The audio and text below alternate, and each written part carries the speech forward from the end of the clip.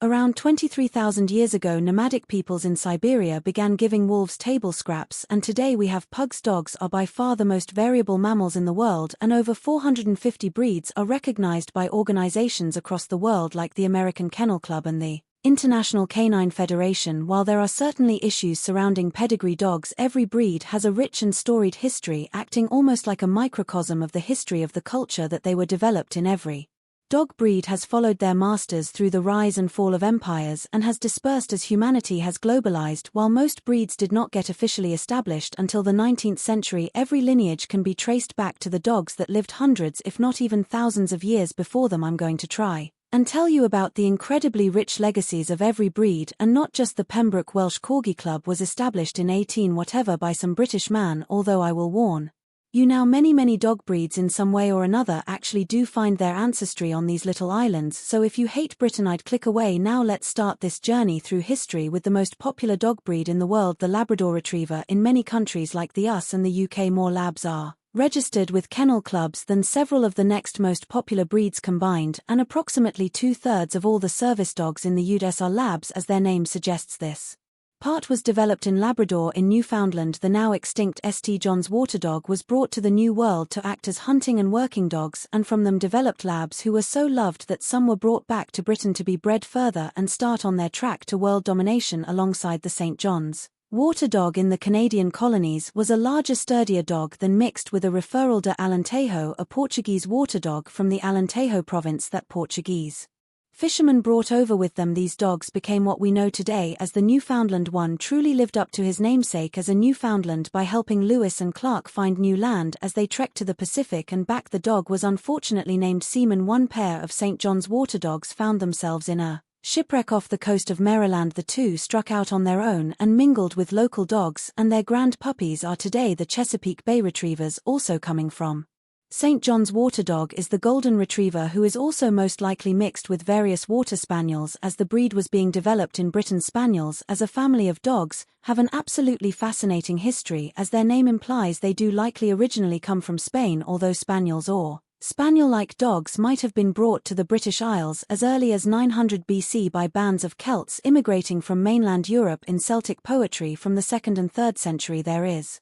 reference to the hunting dogs kept by the ancient British people that they called Agassians, and modern Spaniels might have descended from these dogs. However, when 12th century British people gave Spaniels their name, it's unlikely they knew they came from Spain almost 2,000 years ago. Instead, dogs were likely trade to and from mainland Europe, and then British Spaniel-like dogs got associated with Spanish Spaniels. Various toy spaniels like the Papillon and Cavalier King Charles Spaniel were popular in noble courts, and small spaniels can be seen at paintings and frescoes as early as the 12th century. For example, Titian's famous Venus of Urbino features a little spaniel, and that it supposedly symbolizes a female seductiveness. Conker and Springer Spaniels, on the other hand, retained their ancient Celtic legacy as hunting dogs. When these breeds were beginning to be developed in Britain in the 1500s, they would actually come from the same litter. I guess you can say that about every dog breed if you go back far enough, but let me explain. Smaller pups of the litters would be used to drive game to hunters, especially woodcock, so they eventually became Cocker Spaniels. Larger pups would be used to rampage through underbrush and flush game out into the open, where hawks and falcons would then catch them, and these dogs were Springer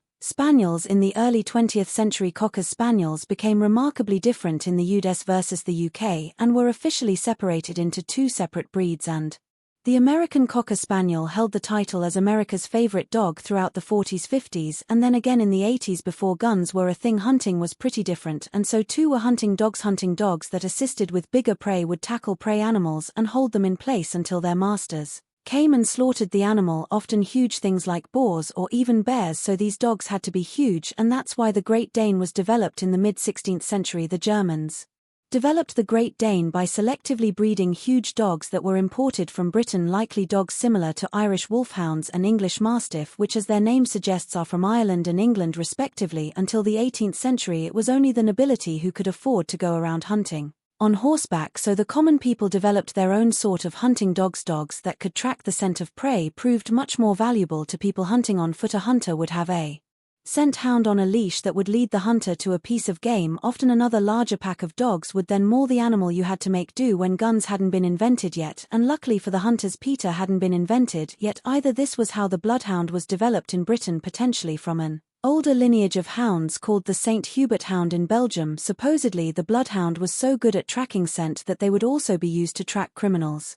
Following the scent of the blood on their hands metaphorically, at least manhunting competitions using bloodhounds continues to be fairly popular today. Also descending from the St. Hubert sound is potentially the Weimaraner, although this dog developed across the Rhine in Germany, and in France came the Basset hound, its name coming from the French ba meaning low. Because of their stubby little legs, they had an easier time hunting down den animals like fox and badgers, which is how Dachshunds developed too. These dogs were originally called Dachskriegers, which means badger warrior, and they were developed in Germany from an assortment of terriers, pinschers, and hounds, including potentially the St. Hubert town. It might be bizarre to think of tiny little Dachshunds hunting badgers, but when they were originally developed they were about twice their modern size in packs. Wiener dogs were even known to take on wild boar, and some wiener dogs that made it to Australia were supposedly feisty enough to even take on wolverines. Dachshunds were specifically bred to have curved tails so that if one ever got stuck in a hole its tail would help people haul them out. Another dog with short legs is the corgi. The ancient lore of origin of the corgi is that two children were lost in a forest and then that a fairy gave them each a corgi to help them get home safely. Corgis being used of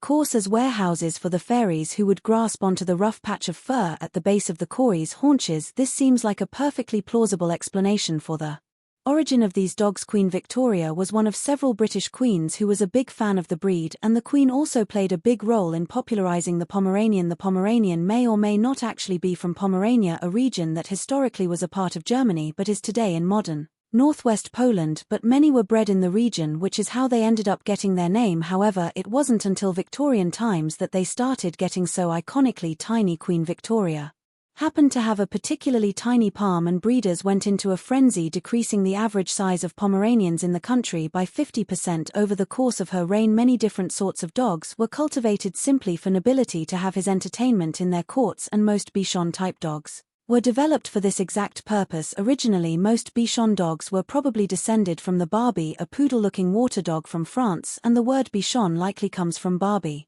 Sean, meaning little Barbie. There are records of small fluffy white Bichon from at least the 11th century, and they're depicted in many Renaissance paintings by Titian and Goya. Italian merchants like the Medici family were known to keep ancestral Bichon-type dogs, and they would give these little dogs as gifts to nobles and trade partners. The Bichon Frise is also called the Bichon Tenerife because they developed on Tenerife, the largest of the Canary Islands, after being introduced from Spain.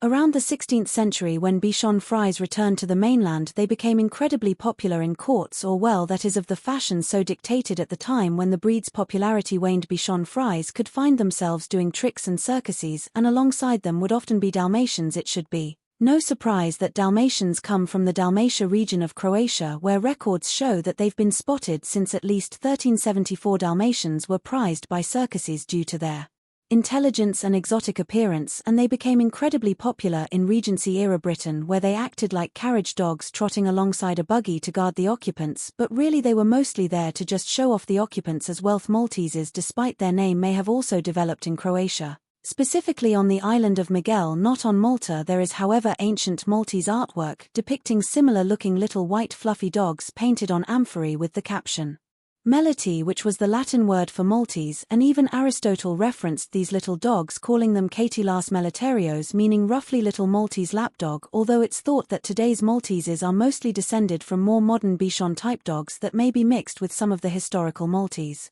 lap dogs. Another bishop also developed on an island, but this one developed across the Atlantic. Spanish settlers brought their beloved Bichon over as they colonized Cuba, and they eventually became the Habanese, named after the city Havana. They became incredibly popular on the islands.